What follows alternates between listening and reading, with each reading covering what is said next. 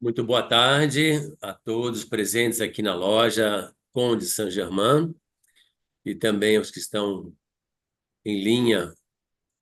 Hoje nós vamos ter a apresentação da nossa irmã Regina Medina com o tema Antropologia Oculta através da Teosofia.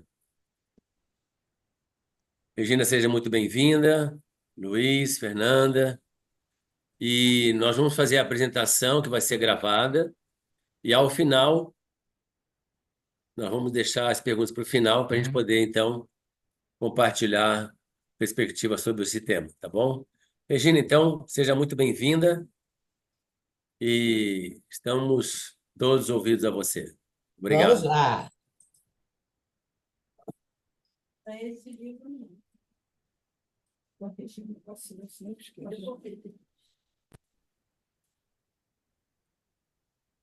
Pois é, vamos lá, gente.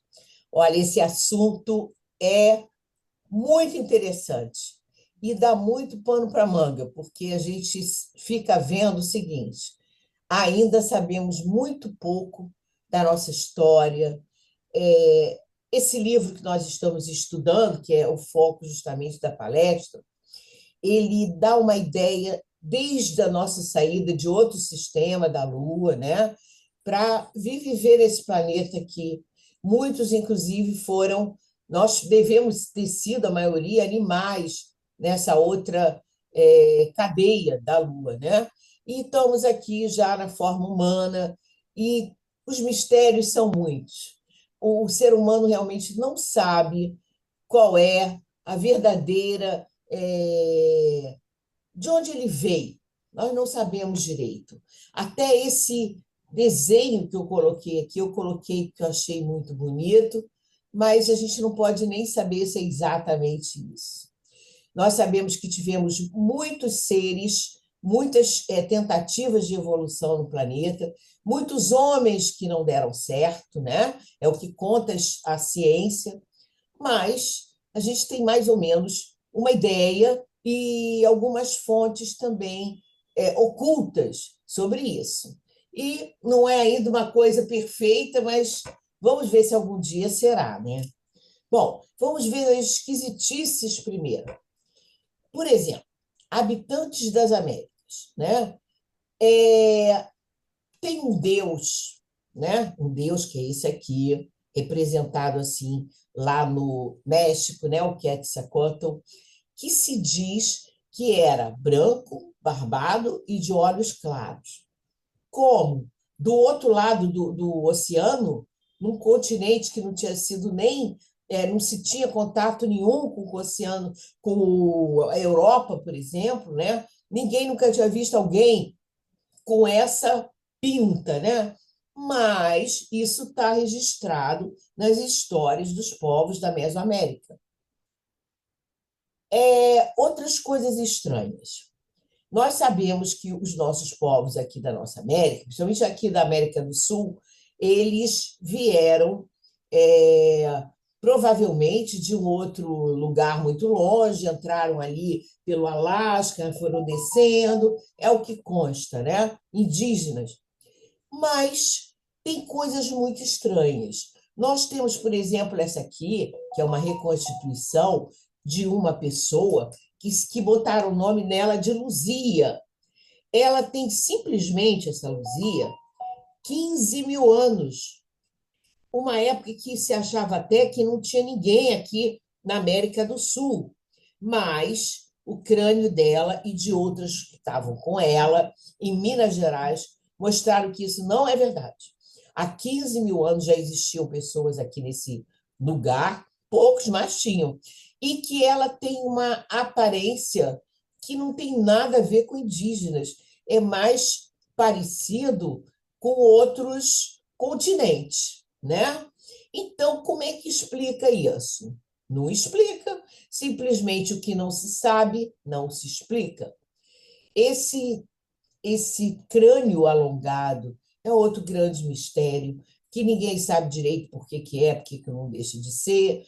Mas aqui na América, esses crânios alongados eram feitos artificialmente, eles não faziam parte do DNA, vamos dizer assim, né? Mas eles eram criados por quê? Porque as mães diziam que queriam que seus filhos ficassem parecidos com os deuses. Então, quer dizer, são aqueles grandes mistérios que a gente não sabe dizer. Essas formas aqui, esses outros seres aqui, os Olmecas, lá do México, também ninguém sabe dizer como é que pode, um povo completamente diferente, né? E essas pedras gigantescas, ciclópicas, que até hoje desafiam em todo o planeta, em vários lugares, seja na América. Agora descobriram aquelas lá da Turquia, que são antiquíssimas, que ninguém sabe nem o que é aquilo. Então, tudo que nós sabemos hoje é muito pouco. Essa aqui é a grande verdade. Agora, outra coisa interessante, que isso é comprovado pela ciência, que um dia houve um enorme continente que se chamava Pangeia ou Gondwana. Isso é o nome que deram, né? Mas o fato é que todos os continentes que nós conhecemos hoje, eles estavam juntos. Em algum momento da história, 540 milhões de anos. É muito tempo. Então, eles aos pouquinhos foram se afastando. Isso é uma das coisas que nós sabemos que a ciência já provou, mas e daí? Tem toda uma caminhada, né, até a gente pensar numa chegada de um ser humano.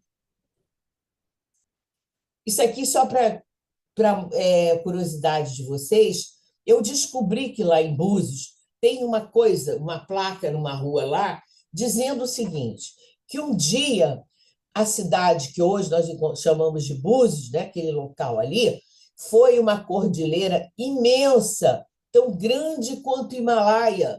Então, quer dizer, são coisas que a gente não sabe e que a gente acha incrível, como é que pode, mas toda a geologia e uma porção de outras coisas mostram. Por exemplo, é, essa tal elevação, né, imensa, é 520 milhões de anos que ela existiu. Então, quer dizer, essas placas entre os continentes vão fazendo, de vez em quando, enormes mudanças no cenário do planeta. Essa que é a verdade. Agora, só para comparar mais ou menos, isso aqui a gente, logicamente, não decora, nem precisa, porque isso tem na internet, a gente procura. Mas eu procurei colocar a antropologia oculta, quer dizer, aquela que é ensinada, bater com o que a ciência diz sobre as eras. Então, chegamos à seguinte conclusão, que a primeira raça raiz, né, que aqui a gente chama de polar, ela foi entre 60 e 50 milhões de anos. Então, ela bate com uma época chamada Eoceno. E, nessa época, dizem que é quando o ser humano, o futuro ser humano, que a gente vai ver isso melhor, desenvolveu a audição, e que era uma forma astroetérica, ou seja, ela não seria avistada por nós no dia de hoje. Nós não temos visão para isso. Depois, a segunda, Hiperbórea, corresponde ao Oligoceno, 40 a 30 milhões de anos. Essa só tinha tato e era etérica, quer dizer, não era ainda uma raça muito física, né? Ela não seria também enxergada por nós. Depois, no Mioceno, que é 25 milhões de anos, seria quando veio a terceira raça, a Lemuriana, que trouxe a visão e que era etérica e depois virou física. A grande mudança se deu aqui, na terceira raça. Depois veio o Plioceno, há 12 milhões de anos. O que mais ou menos corresponderia aos Atlantes, né? E esses desenvolveram o paladar e era uma raça física e ainda tinha um pouco de astral. Depois veio o Pleistoceno, 1 milhão de anos. que é a mais recente, é quando deveria ter começado a raça ariana, que é a nossa, que começou, foi isolada há mais ou menos 100 mil anos, é isso que conta o registro oculto, né? 100 mil anos foi isolada, mas só surgiu há 18 mil anos. E essa raça desenvolveu o olfato e o corpo físico e mental. É uma raça que tem por característica desenvolver o mental, né? E, finalmente, o Holoceno, que é a nossa época agora, que é completo dentro daquilo que nós conhecemos, né? Porque dizem que ainda faltam outras coisas a serem desenvolvidas. Então, o que bate, mais ou menos, é isso, em termos de tempo. Então, é muito tempo, gente. Não dá nem para imaginar, né? Mas o que conta? De onde surgiu isso? Existem referências, principalmente na Índia, coisas da Índia. E tem uma parte também que é passada ocultamente, quer dizer, ela é passada por instrutores, que não está escrito, não está registrado. E também a questão do astral, da pessoa ter uma visão astral, né, que é uma coisa que, por exemplo, a Blavatsky tinha, e que conseguiu ver coisas também que complementaram. Bom, vocês não precisam se preocupar de ler. Eu vou ler as principais informações e a gente vai pensar nisso, que é o mais importante. Então, dizem que uma hora a Terra está pronta. Depois de tantas modificações no planeta Terra, aparece uma primeira Terra. E na tradição hindu, é o pico do Monte Nero, ou Nebo, que seria um polo norte daquela época, não o nosso polo norte, tá? E essa terra seria a terra sagrada imperecível, a terra dos deuses, também dominada Ilha Branca. E hoje seria onde é o deserto de Gobi, e também o nome Shambhala, que todo mundo já ouviu. Só que esse lugar, embora diga aqui que corresponde ao deserto de Gobi, mas não é o deserto físico, porque é uma coisa que está no astral, não é no físico, não. Não vamos esquecer que esta raça não chegou a ser física, mas que o local, astralmente falando, seria onde, em cima do que hoje é o deserto de Gobi. É isso. Então, lá seria a Shambhala e a Terra e a Ilha Branca. Agora, o que diz aqui é que ela vai durar o tempo todo, enquanto existir o ser humano. Isso é muito interessante.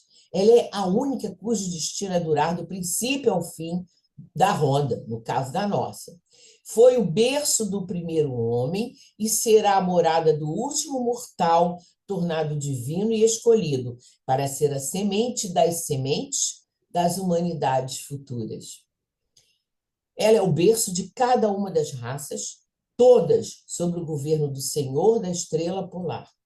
A estrela polar sobre ela mantém seu olho vigilante da aurora ao crepúsculo de um dia do grande alento. Então, a gente está vendo que, simbolicamente, existe esse campo, né, em alguma dimensão, e que está ligado a toda a nossa evolução, e corresponde a essa primeira Terra. Bom, nós estudamos já no livrinho sobre os Pitres, os pais, né? Uma grande classe de seres que controlam e guiam a evolução física, que fornecem os padrões para a nossa evolução. São pais ou ancestrais solares e lunares. Os pais da humanidade, os adeptos lunares, os seres mais elevados em consciência da última cadeia que existiu antes de nós, da cadeia da Lua, né? Os grandes escultores começaram a modelar a primeira raça pelo poder do pensamento. Então, disse que eles modelaram essa primeira raça humana através do pensamento, através de um poder, né, espiritual, que eram seres de alto nível. É o que se espera mais ou menos de nós ao chegar ao final dessa nossa grande ronda, né, de toda essa evolução do nosso planeta.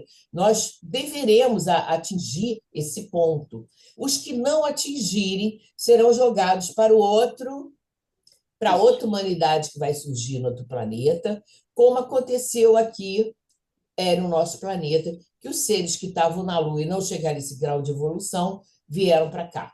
Isso é o que conta a doutrina secreta. Bom, então, onde corresponderia esse Doutrina. lugar da primeira raça raiz? Nós estamos vendo aqui mais ou menos o nosso plano, né? Nosso planeta. Não só a doutrina secreta conta isso, mas a doutrina espírita também fala. É, Zelado de capeta. olha, o Márcio, eu vou pedir a você para desligar o microfone por causa da gravação e você anota tudo que você tiver que falar para a gente conversar depois no final, tá? Valeu, obrigada. É porque a gente está gravando. E também porque é longa, senão atrapalha o tempo. Mas, gente, olha só, então vamos lá. É onde hoje seria o Polo Norte, certo? O nosso Polo Norte, mais ou menos, só que isso era uma terra astral, não era um lugar físico, seria sobre, né? Bom, a primeira raça, o continente se chamava Jambu, né? E era a raça dos deuses, os filhos do yoga, porque eles foram produzidos pela mente, né? Pelo poder desses grandes seres que conduzem a nossa evolução. Segunda raça. Aí a segunda raça, ela já vem para cá, mais ou menos a da Eurásia, né? Mais ou menos a Eurásia. E essa raça chamava-se o continente Hiperbóreo ou Plaksha. Isso é o nome hindu, tá? E eles eram filhos do Sol e da Lua, pela coloração, que era uma coisa tipo assim, alaranjada, amarelada, mudou um pouquinho ao longo do tempo. E eles são os nascidos do suor. Na verdade, como é que eles foram criados? Não foram. Os outros anteriores é como se eles encarnassem neles, tomassem essa forma. Então, os anteriores não morreram, até porque eles eram astrais. Eles simplesmente se tornaram com outra configuração, né? Que ainda é muito etérea. Então, esse continente hiperbóreo, ou Plaksha, né? Corpo etérico e consciência em Budi. Os nascidos do suor eram os mais heterogêneos e gigantescos monstros semi-humanos. A primeira tentativa da natureza material na construção de corpos físicos. Essas formas eram mais humanas e mais consistentes, mas não tanto quanto ficou depois, né? A partir da terceira.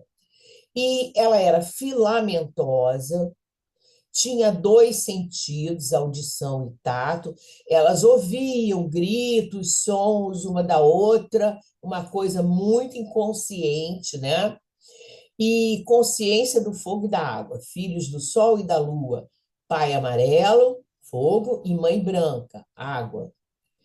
O Júpiter é o planeta ligado a essa raça, e a sua cor é o amarelo dourado, marrom, às vezes quase alaranjado, às vezes quase limão. Então, eram formas enormes, estranhíssimas, que só ouviam sons e emitiam sons, né? Não tinha uma mente, não tinha nada, é uma construção da forma. Bom, aí nós vamos para a terceira. Peraí, acho que eu pulei alguma coisa. Porque está invertido. A terceira raça, Lemúria ou Shaumali. Bom, eu vou voltar agora lá, depois eu volto aqui. Bom, onde aconteceu o continente da Lemúria? Vocês estão vendo aqui o mapa, ó, onde tem aquele mar imenso hoje em dia, aquela distância enorme no Pacífico, ali ficava a Lemúria. E aqui também tem um outro desenho, né, que corresponderia à Lemúria. Então, todo esse continente, que acabou depois destruído, ele ainda deixou um vestígio. O vestígio que existe hoje é onde é a Austrália e alguns outros lugares ali em volta, que ainda são vestígios da Lemúria. A gente vai saber por quê. Bom, qual era o elemento? Fogo ou luz, que corresponde aos sentidos de visão, audição, tato e cor.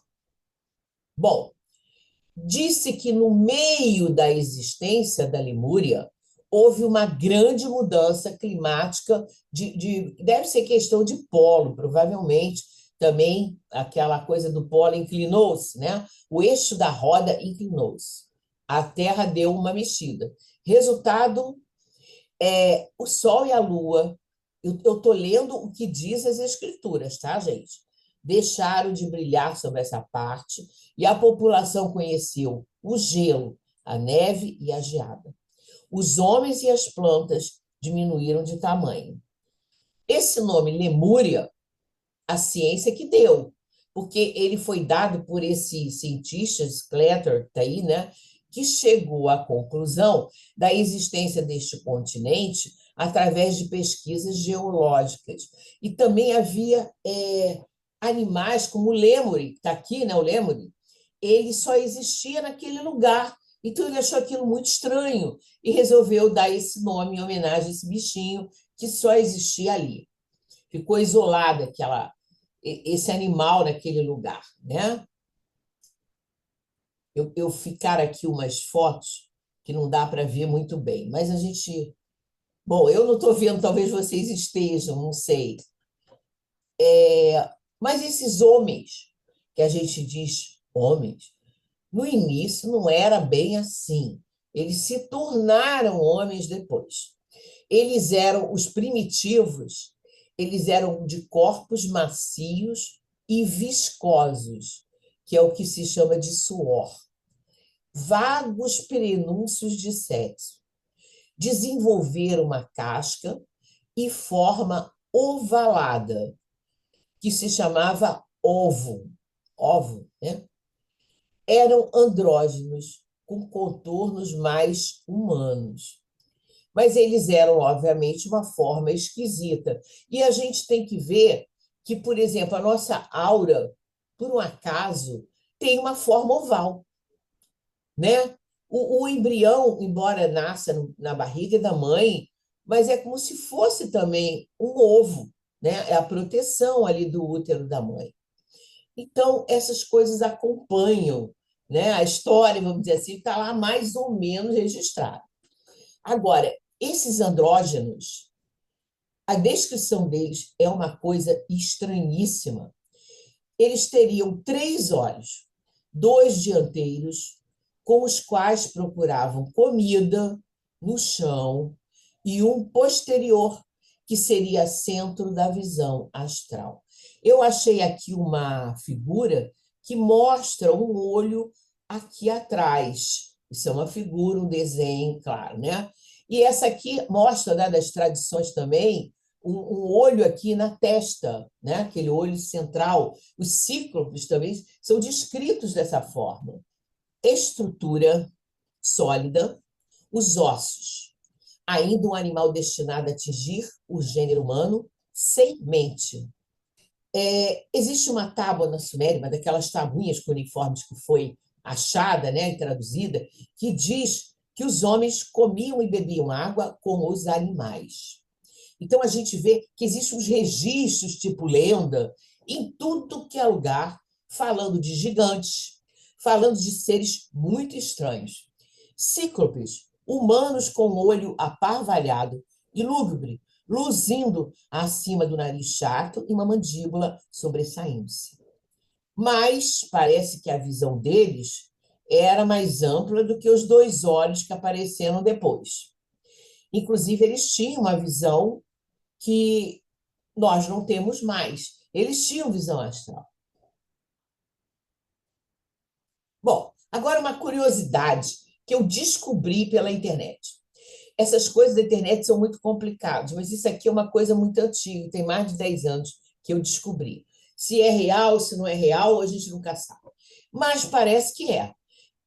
Nós estamos vendo aqui uma réplica, né, de um humanoide com 3 olhos, um crânio com 3 olhos, que é descrito como sendo 300 mil anos mais velho que o Homo sapiens. E aqui está o original. Isso aqui é uma réplica, isso aqui é o original. Esse original está guardado na Índia, num templo, né? Então a gente fica pensando, não é? É um templo em Madurai, na Índia. Como é que a gente vai saber o que é, o que não é? Mas o fato é que está lá, está aqui, ó, o lugar onde ele está. E assim, são aqueles mistérios, já que ninguém sabe o que é, não diz nada, né? Não explica, não tem explicação. Agora, esse embrião humano, o nosso embrião humano, ele repete fases que aconteceram segundo essa doutrina oculta. Como que foi se formando este corpo, né, físico. Então, por exemplo, forma ameboide, o iniciozinho da reprodução, quando começa. Lembra a primeira raça. Depois, filamentose, lembra a segunda raça. Assexuada, no início, lembra a terceira raça. Andrógeno, lentamente o sexo prevalece. E disse que os vestígios da dualidade sexual nunca desaparecem, nem na maturidade. Ou seja, embora a gente esteja encarnado de uma forma, mas existe a outra forma dentro de nós. Bom, então, isso que eu falei até agora foi a primeira parte da terceira raça. Aqueles seres estranhos, né, que tinham uma forma esquisita, que isso aqui nem acho que está melhor do que era, porque fala-se que era praticamente um animal, né? Inclusive as tabuinhas lá dizem que ele disputava com os bichos água e comida. Bom, aí quando chega no meio, mais ou menos, que houve uma inclinação da roda, morreram muitos e houve uma mudança. E aí surgiram os hermafroditas, né? Desenvolviam-se dentro de um envoltório, tipo uma casca, uma espécie de exudação de fluido vital, formava um ovoide externo. O ser humano desenvolveu uma estrutura sólida e atingiu a posição ereta, porque ele era um bichinho que andava, né, disputando coisas com os bichos. Só após a separação dos sexos que eles adquiriram uma aparência mais humana, que aí deve ter sido mais esta aparência aqui, né? Uma coisa esquisita também é que o terceiro olho, aquele tal que ficava na parte posterior da cabeça e que tinha visão física e astral, desapareceu. Vocês devem lembrar que na última semana a gente viu um mapinha do cérebro que mostrava uma estranha ligação com uma parte atrás do cérebro. Vocês lembram disso, né? E foi até o Antônio que trouxe uma coisa assim. Então, a gente fica pensando, por que que é assim? Pode ser, é o que dizem, né? É o que diz essa história toda oculta que a gente não tem como provar.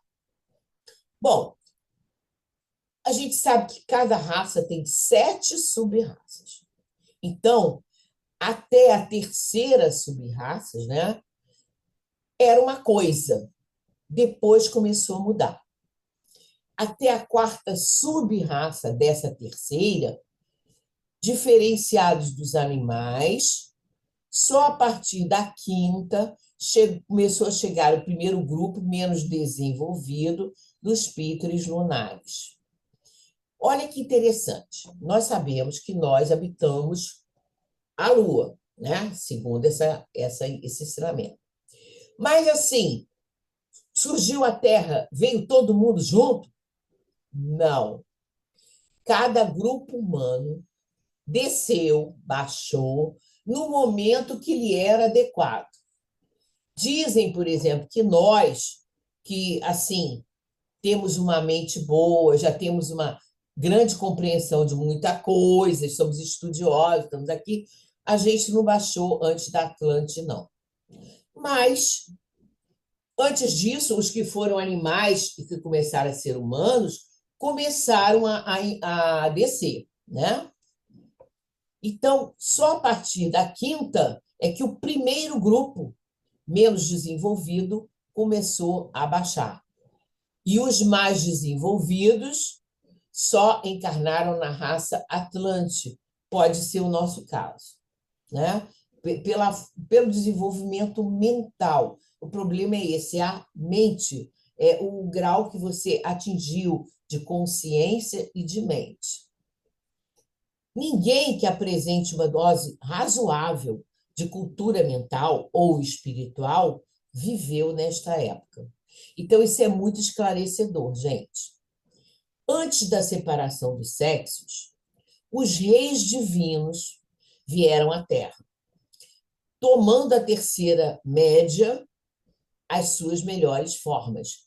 Então, esses seres adiantados tiveram que encarnar para dar uma luz para aquela humanidade que estava nascendo. E eles eram chamados os divinos andrógenos ou hermafroditas. Aperfeiçoaram os corpos gigantescos, dando-lhes formas mais divinas e esplêndidas. Ou seja, eles modificaram, de alguma forma, o DNA desses seres. Hoje, em termos científicos, a gente fala assim, né? Agora, no final dessa terceira raça, é que a mente chega, a parte mental, o pensamento, a estruturação mental, chega a 18 milhões de anos. É o que diz a ciência secreta. 18 milhões de anos chega a mente na nossa civilização. E aí, na quinta subraça da terceira, surge uma linguagem monossilábica. Guiada pelos reis divinos, surge uma civilização. E a primeira cidade de rocha e lava, onde hoje é a região de Madagascar. Madagascar é um outro ponto que sobrou dessa terceira raça. Remanescentes das construções ciclópicas são obra das últimas subraças lemurianas. Isso é o que diz a doutrina secreta. Imagens deificadas como personificações de deuses e heróis da quarta e da quinta raças. Então, quando a gente ouve aquelas histórias da Grécia, aqueles gigantes, aqueles deuses poderosos, aqueles grandes lutadores, né? A história do Hércules, a gente não tem aqueles personagens, né? Aqueles heróis gregos, podem ser personificações de seres que existiram e que foram sendo contadas as histórias, as lendas, e aí passaram para as raças que vieram depois. Porque fala de seres gigantescos, seres poderosos, com uma força física muito grande, e que a gente sabe que isso é uma característica da terceira raça. Nem a quarta não tinha mais essa característica. Bom, qual era a cor deles? Cinzento azulada, né? Os seres mais adiantados desta raça chegaram. E eles também, engraçado, cor cinzento azulada. Vocês já viram alguém cinzento azulada? Eu já vi. Sabe quem eu vi? Aqueles deuses da Índia. A gente já viu um Krishna todo azul. A gente já viu seres deificados azuis. Não é esquisito isso, gente? Eu não estou aqui dizendo nada, eu estou perguntando, porque eu acho que essa matéria toda aqui, ela traz mais perguntas do que respostas. Essa é a grande verdade. Mas que existem seres azulados representados no Tibete e na Índia, existem sim. Bom, aí tem aquela história que é contada até na Bíblia, né? Os filhos de Deus acharam belas as filhas dos homens e as tomaram como esposas. Surge a paixão sensual. O terceiro olho desaparece, aquele que tinha aqui, ó, e cessa o contato do físico com o hiperfísico. Então, a visão astral acabou. Por que aconteceu isso? Porque para a gente ficar físico mesmo, se materializar, desenvolver uma mente concreta, a gente não podia ter essa visão astral. Confundiria muito, seria um outro tipo de vivência de realidade. Por isso, precisava acabar a visão astral para a gente baixar realmente na matéria. Essa que é a explicação.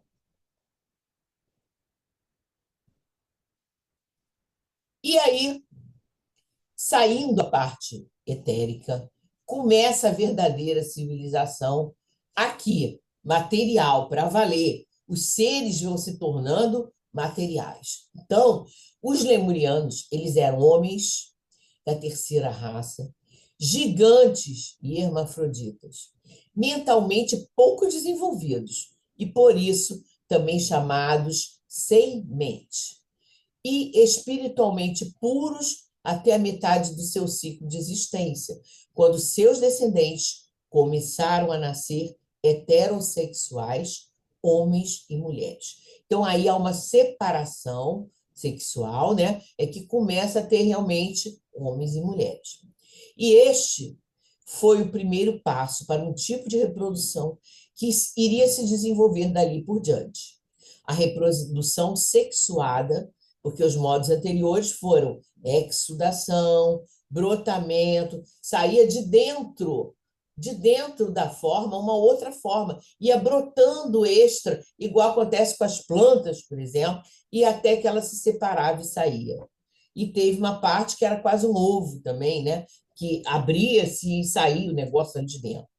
Bom, este episódio é compreendido pelos ocultistas como a verdadeira queda do ser humano na matéria.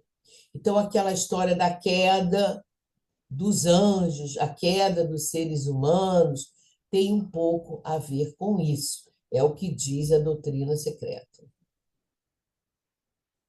E quando esses seres gigantescos se separaram e começaram a se reproduzir de outra forma, e ainda com pouquíssima mente, o que aconteceu?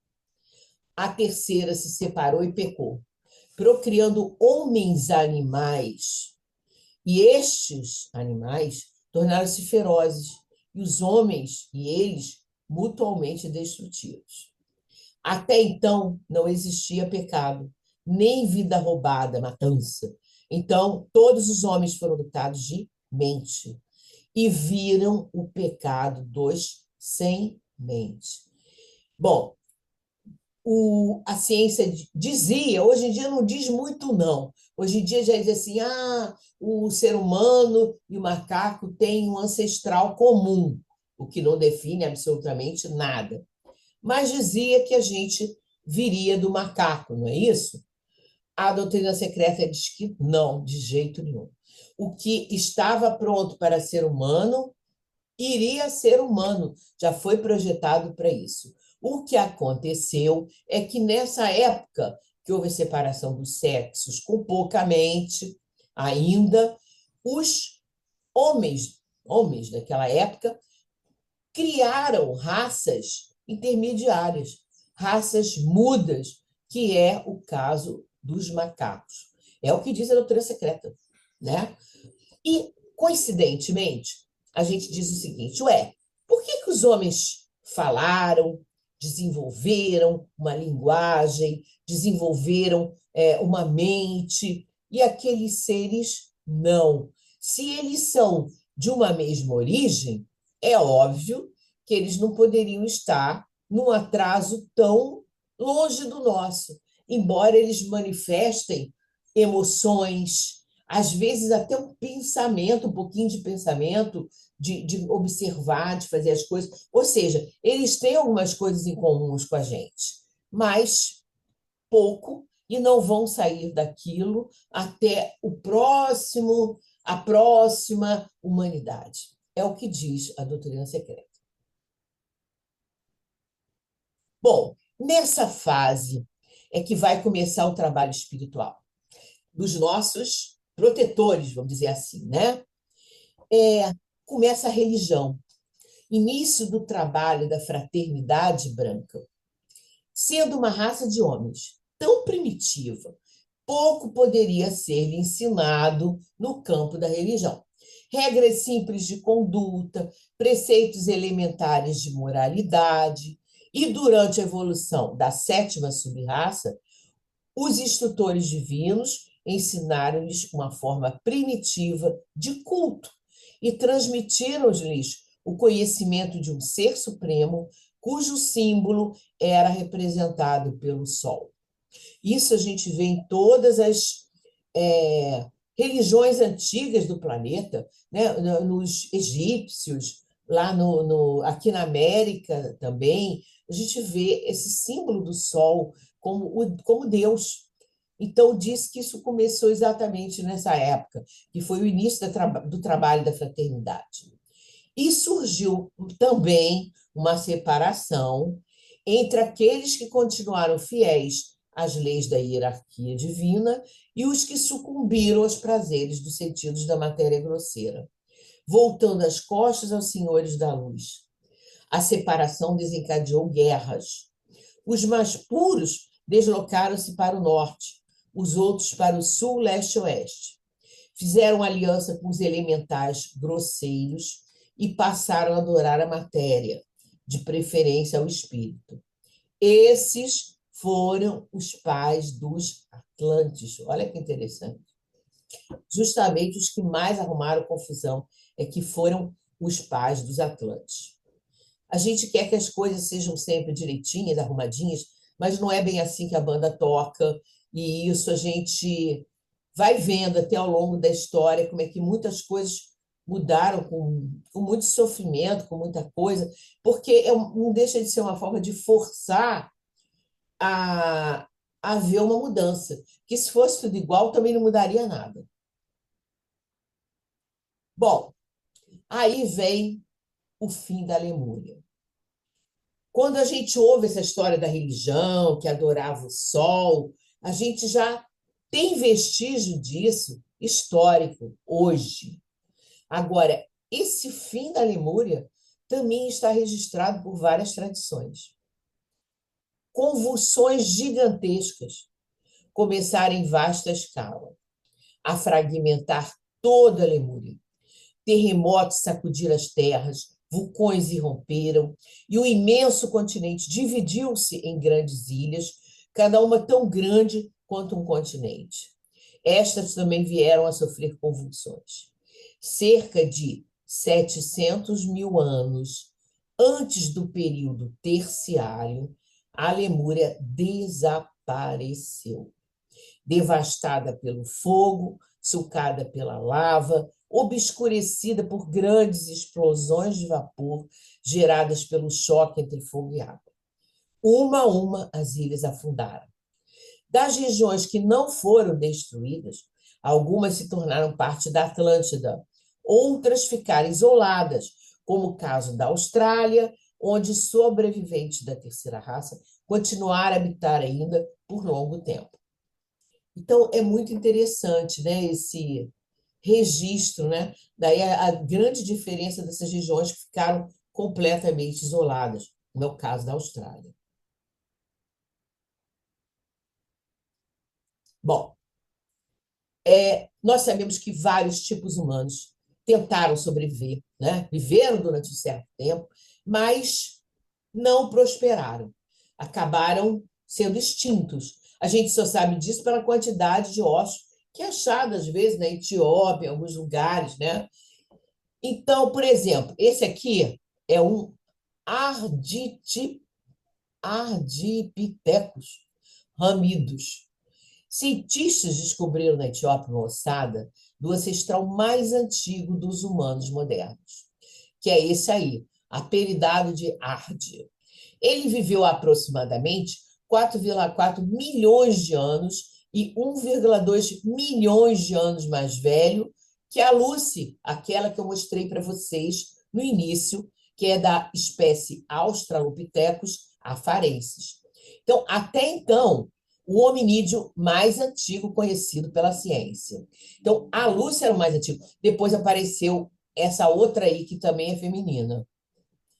Bom, o fato é que cada vez que acontecia uma mexida climática brava, né? Gente, morriam muitos. Isso aí é uma realidade. Hoje, que tem DNA, que se faz testes de DNA, eles sabem que toda a humanidade que está viva agora não descende de muita gente, não. Quando eles fazem a história, né, que está contida no nosso DNA, se descobre que foram poucas Evas que nos deixaram, que nos trouxeram até aqui, lá no início, né, da coisa. Então, em um determinado momento, deve ter havido alguma coisa terrível que quase destruiu a humanidade.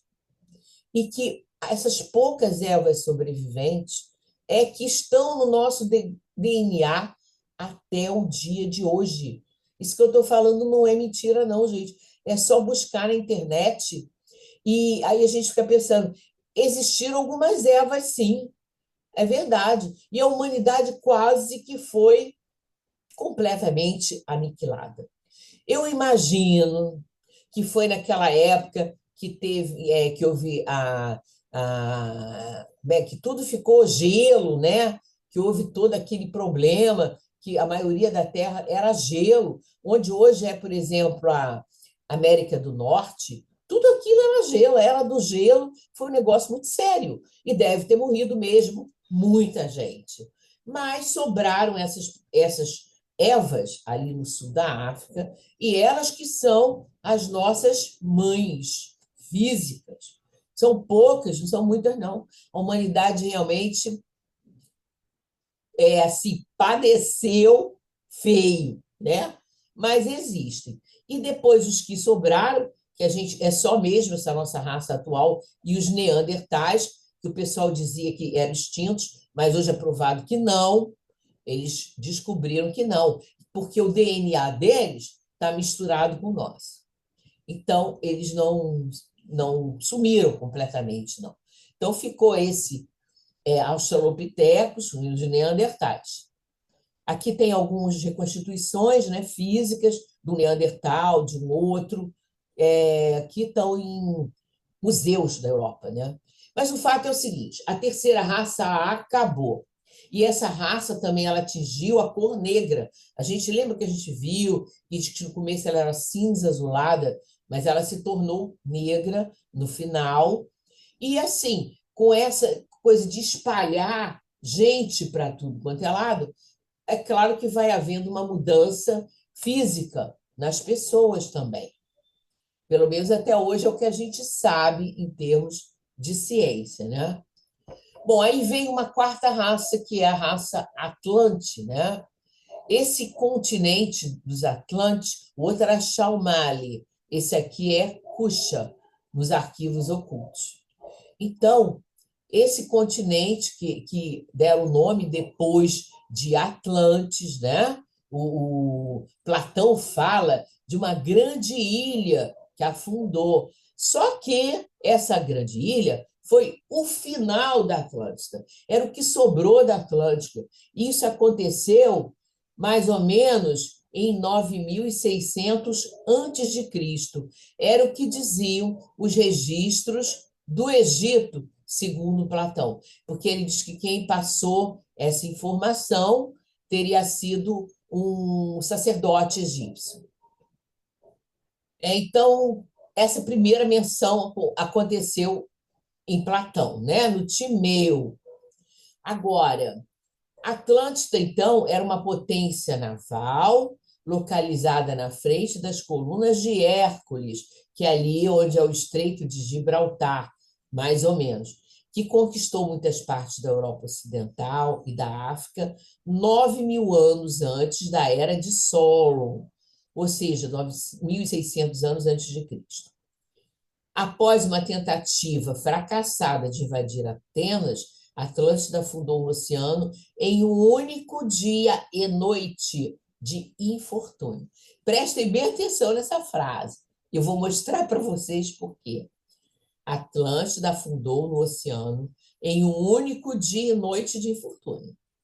Bom, aqui são imagens que se cria de Atlântida, que a gente não sabe se era assim ou se não era, mas que acham que passaram algumas coisas para a Grécia, em termos de trajes e tudo mais. Não sabemos, né?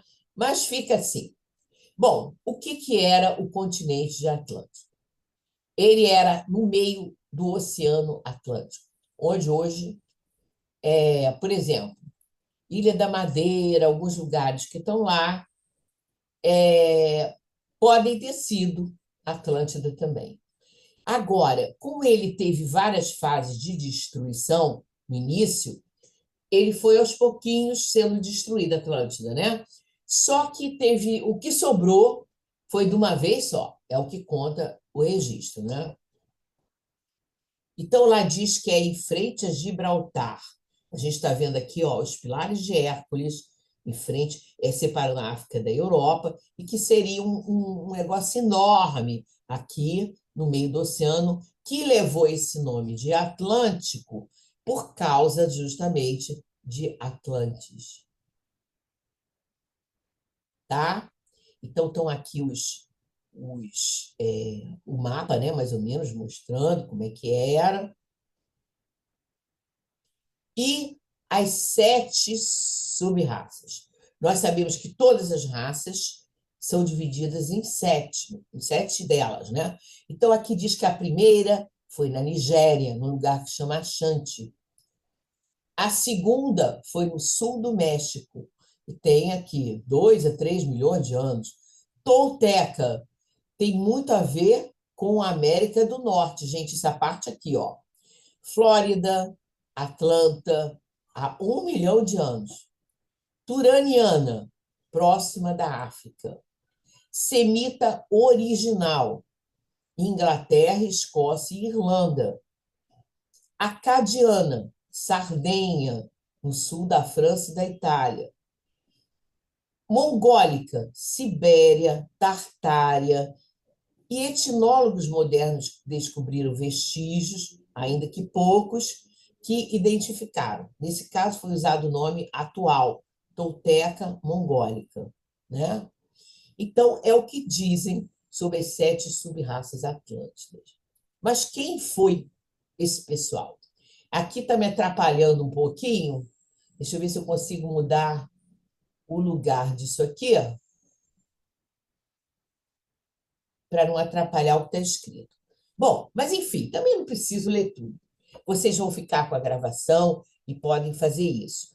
Gente, essa é a descrição que deu o Platão em Critias, que seria uma ilha enorme, que tinha esse porto, vamos dizer assim, em volta, né? E uma outra construção em volta, teria este formato aqui na sua organização. Tá? Já tentaram dizer que essa tal ilha que a afundou teria sido onde hoje tem Santorini, aquela região ali, que teria sido a última ilha que afundou. Não se sabe, mas lá realmente afundou uma ilha que era um vulcão que explodiu, né? E que fez um estrago imenso, porque isso está registrado no Egito, que as cinzas cobriram tudo, e outros lugares também ali da Europa próxima. Mas, de qualquer jeito, teria sido o final da história. Esse pessoal, os atlantes, foram muito inteligentes. Eles criaram coisas incríveis, inclusive criaram naves. A gente está vendo aqui, mais ou menos, alguns desenhos dessas naves, né? Que existem em um livro.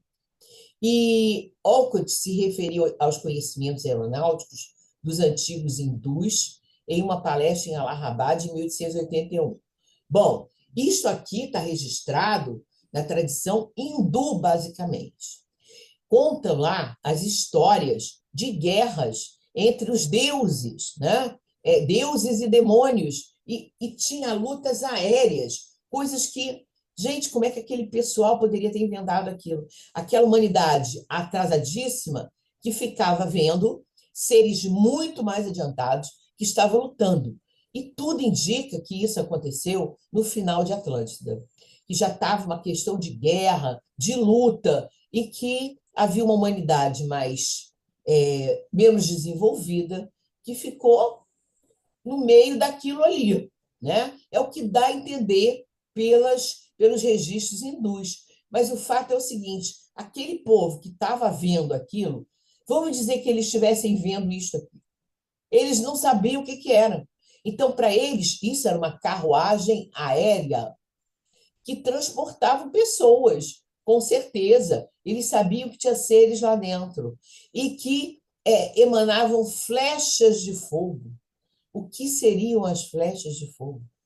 Eu acho que hoje a gente sabe. Hoje a gente já viu isso, né?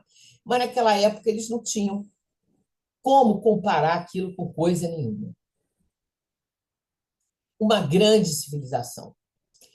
A terceira raça tolteca, eles são os antepassados dos que hoje estão na América do Norte. A todas aquelas tribos indígenas, isso aí não é ciência, isso aí é para a parte oculta. Eles seriam os antepassados de todo aquele pessoal ali da América do Norte, né? Bom, então eles conquistaram outros povos e construíram o mais poderoso império dos povos atlânticos. Foi uma grande nação onde houve paz e prosperidade. Depois dessa guerra toda, claro, né? Fim do terceiro olho, sim, aí já não tinha mais, foi o máximo de materialidade e o corpo físico mais denso. Notável densidade alcançada pelo corpo humano e impacto dos sólidos. Eles, por exemplo, não adoeciam com facilidade, não. Eles eram muito fortes. Eles se refaziam de ferimentos, de doenças, com a maior facilidade. Eram realmente muito fortes. E desenvolveram um alto grau de civilização, a idade do ouro dos Atlantes, governantes vinculados à hierarquia oculta, e desenvolveram uma linguagem aglutinativa. Toltecas, uranianos e semitas. Surge, então, o maior dos astrônomos, Assura Maia, que dizem que é quem trouxe o zodíaco, que explicou o zodíaco, que ensinou a astronomia, a astrologia, é o que conta a tradição oculta, que foi aí que apareceram estas coisas. Peraí, faltou uma coisa aqui. Um minuto. Bom, isso aí eu já falei, né? Que a ilha no meio do Atlântico desapareceu 9.000 anos atrás, mas isso aí foi o final da história. Agora, vimanas e armas terríveis, né? Então, aquelas armas impressionantes que faziam coisas que vocês vão se espantar.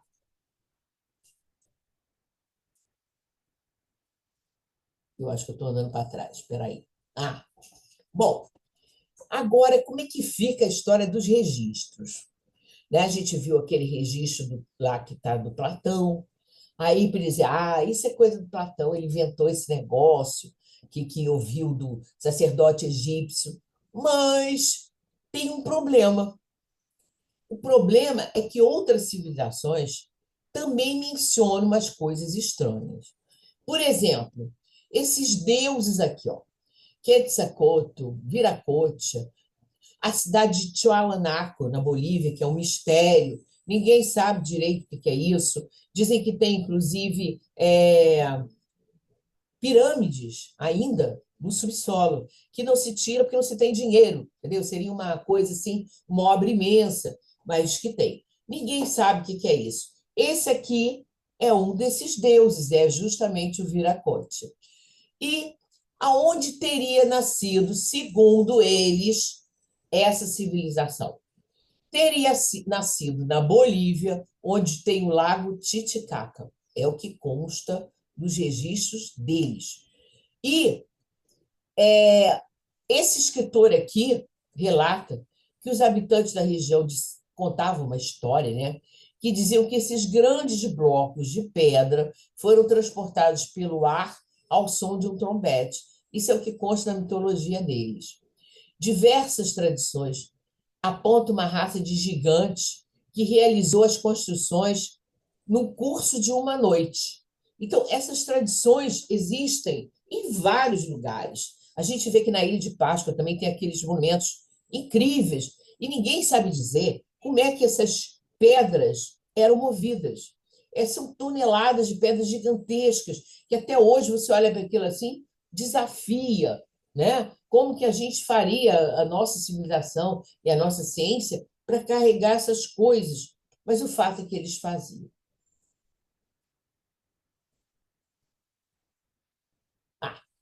Isso se chama construções ciclópicas.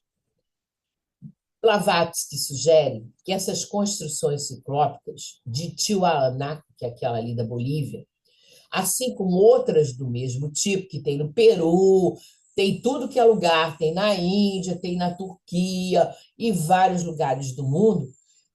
Ainda tem também na Irlanda, né? Ainda tem na Irlanda. Foram obras das últimas humanidades de Lêmures. Os restos mais antigos das construções ciclópicas foram todas obras das últimas subraças dos Lêmures. Bom, e o ocultista não surpreende saber que as relíquias de pedra encontradas na Ilha de Páscoa também têm a ver com isso, né? Como as da Bolívia e tudo mais. Elas abundam pelo planeta, e não é um lugar só, não. Mas qualquer que seja o caso, então, tem os homens, as tradições locais sobre homens gigantes que realizaram as grandes construções daquela área. Tem uma crônica chamada Copacabana dos Incas, do Frei Baltazar de Salas. Isso é da época lá dos 1500, né? Que eles estão lá nesses países da América. Refere-se às tradições dos chupas, ou gigantes, que existiram antes que surgisse o lago Titicaca. Ele diz que, com suas guerras e matanças, levaram Deus a desgastar a face da terra com água universal. Bom, isso que está aqui é o que é chamado de calendário maia, que na realidade não é bem um calendário, mas é o calendário daquelas regiões lá, dos maias, lá do México, também dos astecas. E aqui, gente, olha que coisa legal. Estão registradas 4 destruições do planeta, sérias, 4. É exatamente o que diz a doutrina secreta. Esses 4 quadrinhos que vocês estão vendo aqui, ó, eles estão falando das destruições. E aqui no meio, esse rosto do sol, isso aqui é o sol. O sol com a língua de fora quer dizer que ele está cansado e que vem uma outra destruição. Então, todos aqueles sacrifícios, aquelas coisas que se fazia no México e aí na América do Sul, né, também nos Incas, tudo isso era para evitar essa tal destruição, porque eles sabiam que ia acontecer. Então, isso está registrado por outras tradições. Então, mesmo que a gente diga, não, isso não é nada sério. Mas por quê? Está registrado no mundo inteiro. Por que existe um dilúvio no mundo inteiro, em todas as tradições? Por que será, né? Tem a ver com os Atlantes. O Templo Dourado, né? Primeiro existiu um Templo Dourado, na fase ouro dos Atlantes. O Sol, imagem e símbolo do Sol celestial e do governante do sistema solar, o Senhor da Luz. Havia iniciações, mas tinha o rei demônio. E a Atlântida se divide e torna-se uma nação de magos perversos. O culto, instituído pelos reis divinos, que era um ritual sóbrio, dá lugar a festas voluptuosas, espetáculos deslumbrantes, combates, culto fálico, substituição da energia espiritual pelo seu reflexo físico, sacrifícios de animais e humanos, e os não-deuses colocaram-se como objetos de adoração. Bom, quando a gente lê isso aqui, a gente lembra também de Roma, né? Lembra de outras civilizações que guardaram esse tipo de coisa. Desenvolveram práticas terríveis de magia negra para aterrorizar e esmagar as pessoas. Formas horríveis, com o mais alto tipo de elementais, fizeram a guarda e foram o terrível símbolo de poder. Eles criaram seres, olha só, criaram seres que eram animais e que eram tipo a guarda deles, que botavam ordem para não serem destruídos no seu poder. A capital do Império Branco foi derrotada e o templo profanado com sangue animal. O disco solar foi substituído por estátuas dos magos negros. Bom, o que a gente está vendo aqui, que se diz que é os magos negros contra a parte solar, é simplesmente a questão da magia. É criação de uma magia que só servia para dominação, dominação dos seres. Então, não queria evolução, não queria melhoria, não queria fazer o bem da humanidade, queria dominar. Então, por causa disso que houve esta guerra de poder, né? E que dizem que, em algum momento, os deuses perderam a paciência e resolveram acabar com a Atlântida. Aí é que vem a história também do dilúvio, né? Agora a gente fica pensando, mas da onde tiraram essas coisas? Como é que pode a mesma coisa que diz lá na Grécia dizer no México? Isto aqui é o manuscrito troano do México. Esses manuscritos eles foram roubados na época dos 1500, né? E levados para fora. Parece que tem uns 3 que estão em museus diferentes. Eles foram tirados do México. Esse tal manuscrito troano, que está no Museu Britânico, ele tem 3.500 anos. Como é que ele foi descoberto? Porque na época do nazismo, eu não sei como esse tal manuscrito estava na Alemanha. Eu não sei se é exatamente esse, porque tem mais de um. Tem um que está na Alemanha, acho que tem esse que está no Museu Britânico. O que estava na Alemanha, na época que o Hitler já tinha se suicidado, eles começaram a fazer enormes fogueiras e queimar os livros, queimar tudo, né, para não deixar nada registrado para os aliados. Aí, um soldado que estava observando a fogueira viu este manuscrito e ficou encantado com os desenhos, porque ele era todo desenhado com aquela mitologia mexicana. E ele achou aquilo lindo e resolveu pegar e levar. E foi o que ele fez. Ele salvou do fogo e levou. E depois foi se descobrir o que isso representava e o quanto era importante. Olha que coisa estranha, né? Só existem 3 no mundo. A gente não sabe se outros foram destruídos pelos padres, pelos conquistadores do México. Nunca a gente vai saber. Mas olha bem o que está escrito. No ano 6 Can, no 11º Muluk do mês Záquia, que será isso? Terríveis terremotos até o 13º Xuém. Terra de Mu, região das colinas de lodo, foi sacrificada. Bacias vulcânicas, erguidas por 2 vezes, desaparecem durante uma noite. Lembra do que disse lá na Grécia, que desapareceu de repente? 10 regiões foram separadas e dizimadas violentamente. Afundaram com os seus 64 milhões de habitantes, 8.060 anos antes deste livro ser escrito. Foi calculado mais ou menos, tendo em vista aqui a idade do livro, uns 11.560 anos, por aí. Então, a gente vê que isso não pode ser história da carochinha, porque nunca o lado de cada oceano ia sacar o que o lado de lá também sacou. Então, tem coisa, né, gente? Aí vamos ver os dilúvios, que estão em todas as tradições. Se pegar os índios da América do Norte, tem dilúvio. Se pegar qualquer lugar do planeta, tem lenda de dilúvio.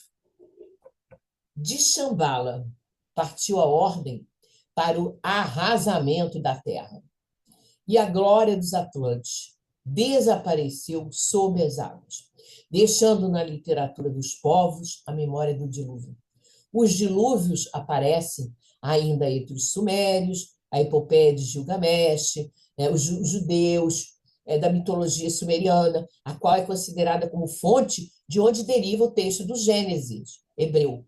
Também na Bíblia há uma antropogênese, que começa em um Adão indivíduo, quer dizer, a raça humana como Adão. Os anjos e os gigantes são alguns desses personagens intrigantes. Indicam que deve ter existido tipos diferentes de humanoides antes do homem tal como ele é, bioquimicamente configurado hoje. Então, esse é o grande mistério que nós temos diante de nós, né? Agora, o Edgar Cayce aqui, que tinha... ele tinha, assim, não é bem sonho, ele visualizava, ele conseguia chegar à Atlântida, né, com visões, e ele registrava isso, as pessoas registravam para ele. E aqui nós temos no Egito aquelas cabeças esquisitas, e aqui nós temos na América as mesmas cabecinhas esquisitas, sendo que dizem que estas aqui que estão no museu não foram criadas, não. Essas são originais. Como a ciência não sabe explicar nada disso, ela se cala. Nós não sabemos exatamente. Ah, porque eles deviam ter uma anomalia. Pô, é muito estranho uma anomalia lá no Egito, que é repetida aqui, nos países da América, em Palenque, mas deixa para lá, né? É o jeito. Mas os toltecas, os maias, os olmecas, Teotihuacan, todo mundo falava dessa bendita catástrofe que destruiu o mundo e que os sacrifícios humanos convenceriam os deuses a poupar a terra de uma nova hecatombe. Essa era a crença deles, né? Agora eu trouxe aqui umas coisas estranhíssimas do Egito, esse aqui que mostra naves que não existiram no Egito Antigo, né? Aqui os fósseis estranhíssimos, e é um mistério que nós podemos imaginar que seja. Agora, o mais esquisito, deixa eu ver a hora aqui, gente, que eu acho que eu já passei até muito, deixa eu correr aqui. Isso aqui é espetacular. Agora nós já vamos para a quinta raça ariana, que é a nossa, e a transição de Atlante para ariano, e sabe-se lá o que mais aconteceu. Essa cidadezinha aqui, Mohenjo-Daro, que fica no Paquistão, ela é de 2.600 a.C. É uma coisa que tem, assim, encanamento d'água, tem uma civilização tão organizada que todo mundo diz, caramba, como é que pode isso aí? Como é que existia isso? Existia. Mas vamos ver o que diz o Mahabharata aqui, para a gente ficar bem com a cabeça confusa, vamos dizer assim. Por ordem de Rama, o carro maravilhoso subiu com enorme estrondo para uma montanha de nuvens. Bima voou com sua Vimana num raio imenso que tinha o clarão do sol e cujo ruído era como o trovejar de um temporal. No Mahabharata, acham-se indicações tão precisas que fica-se com a impressão de que o autor tinha pleno conhecimento do que escrevia. Relata, cheio de horror, uma arma que podia matar todos os guerreiros que usassem metal no corpo. Quando os guerreiros eram informados, a tempo, da presença dessa tal arma, arrancavam de si todas as peças de metal que levavam, mergulhavam no rio e lavavam cuidadosamente, como explica o autor, porque a arma causava o efeito de fazer cair os cabelos e as unhas das mãos e dos pés. Tudo que era vivo, lamenta ele, tornava-se pálido e fraco.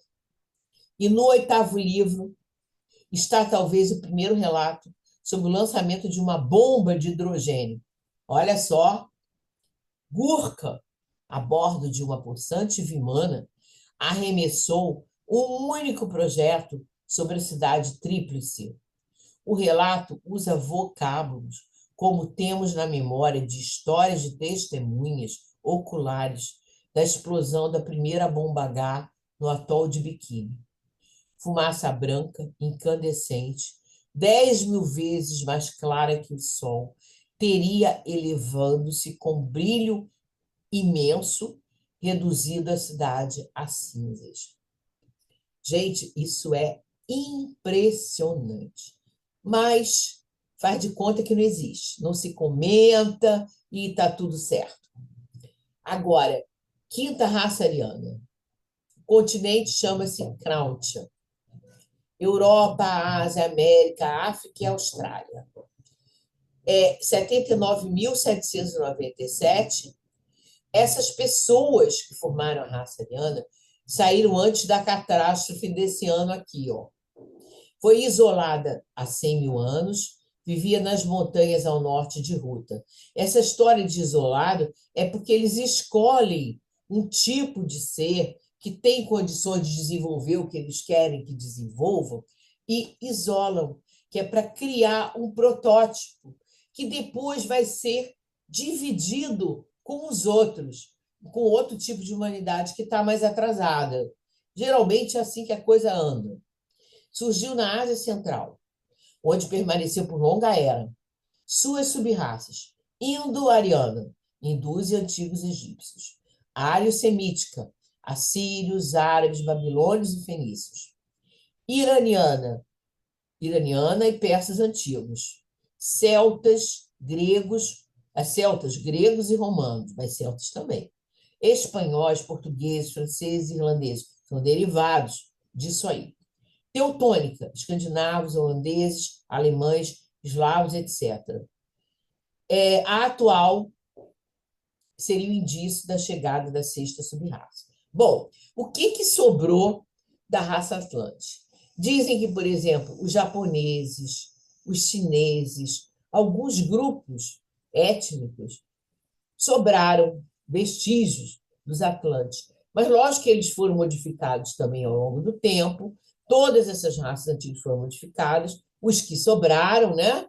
E foram se misturando com os novos, e aí aquilo vai mudando, né? Até o tipo de linguagem. Se a gente pegar, por exemplo, uma linguagem como a dos chineses, ela é monossilábica, ela é muito antiga, e essas coisas a gente não tem uma explicação a não ser com alguma coisa do tipo assim, né? Bom, nós estamos aqui. Aqui é a nossa história. Acabamos aqui com a quinta. Tudo isso faz parte de nós, né? E, na atual, nós estamos, então, desenvolvendo a sexta subraça, né? Deixa eu ver se eu pulei alguma coisa. Não.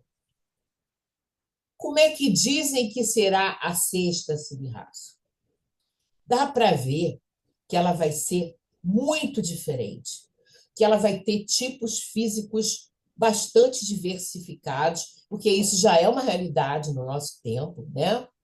E que mais não é esse continente que nós ocupamos hoje, o que é uma coisa que dá um pouquinho de preocupação. A gente vê que no passado houve muitas destruições, né? todos os continentes tiveram grandes destruições, a quantidade de gente que morreu foi impressionante.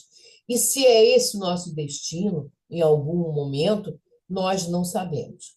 Mas a gente também não tem que ficar pensando nisso, que o nosso momento é agora. E agora a gente tem que fazer o que tiver que fazer, que for da nossa responsabilidade, da nossa missão, aquilo que a gente tem que desenvolver. Mas o que a gente tem que desenvolver tem que ser visando um futuro que vai ser melhor, uma melhoria no ser humano. Então, o futuro continente, né, vai ser o Chacan, que será erguido para ser o continente da sexta, no sul da América do Norte e Austrália. A raça desenvolverá intuição e clarividência astral. A nossa raça atual desenvolve mente. Esse é o nosso trabalho. Nosso trabalho é mental. Então, é lógico que se a gente olhar assim o planeta, a gente vai ver que a diferença entre as mentes das pessoas, até às vezes muito restritas pelas circunstâncias sociais, ou seja lá pelo que for, mas há uma diferença imensa entre os seres humanos, né? A gente tem seres altamente elevados, como tem uns que, sinceramente, nem se comenta. Mas é o momento da gente. E o que a gente tem que tentar melhorar para chegar a essa outra etapa? A intuição e virar a clarividência como consequência disso. E o sétimo continente, que se vai chamar Pushkara, ele se erguerá e seu centro será onde hoje se encontra. Espantem-se, a América do Sul. E este último continente desenvolverá a clarividência espiritual. Depois disso, virá o fim do nosso globo. Ele mergulhará em novo sono pacífico após um longo dia de vigília. Os mundos passam, ronda sucede ronda, cadeia sucede cadeia, mas o espírito, um dia revestido de corpos humanos, ele, somente ele é eterno para sempre. Então, o eterno é o espírito. Os corpos são essa confusão que a gente está vendo aí desde o início até os nossos dias de hoje. Bom, mas olha que coisa bonita. Depois de tanta confusão, tem uma coisa muito bonita para terminar esta palestra aqui, que é o livro da Mabel Collins, né? É o livro Luz no Caminho, um dos livros teosóficos mais importantes. Quem não leu, leia, porque é um dos livros mais importantes. Contempla as três verdades, são iguais. Há três verdades que são absolutas e não podem ficar perdidas, mas podem permanecer em silêncio por falta de quem as proclame. Eilas, a alma do homem é imortal e seu futuro é o de algo cujo crescimento e esplendor não tem limites. O princípio que dá a vida mora em nós e fora de nós. É imortal e eternamente benéfico. Não é ouvido, nem é visto, nem apreendido pelo olfato, mas pode ser percebido pelo homem desejoso de o perceber. Cada homem é o seu absoluto legislador, o dispensador da glória ou das trevas para si próprio. É o decretador de sua vida, recompensa e punição. Estas verdades, grandes como a própria vida, são simples, como a mente dos mais simples dos homens. Alimentai com elas os famintos. E essa é a finalização dessa nossa luta por evolução, que é a história do nosso planeta. É isso, gente, que eu compartilhei com vocês. E agora a gente vai encerrar a gravação para podermos debater esse assunto misterioso, interessantíssimo, mas que é a nossa história.